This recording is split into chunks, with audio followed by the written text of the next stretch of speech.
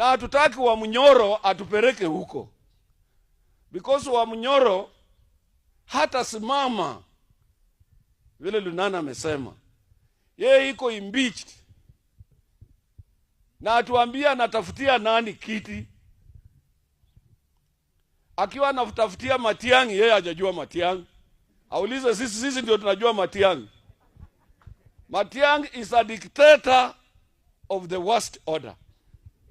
Hiyo ndio mtaona. Itakuwa kutoka kwa moto sasa, kutoka kwa frying pan, kuanguka kwa moto yenyewe. Kama ni hiyo mnataka.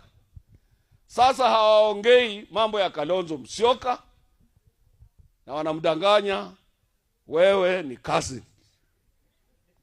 Kile wanatafuta, kama ndio wanatafuta kabisa, watapata. Na sisi hatutaki wapate na watuingize ndani. Tumeuliza serikali ni lazima iweke mikakati ya kisheria ya kuangalia mambo ya maandamano.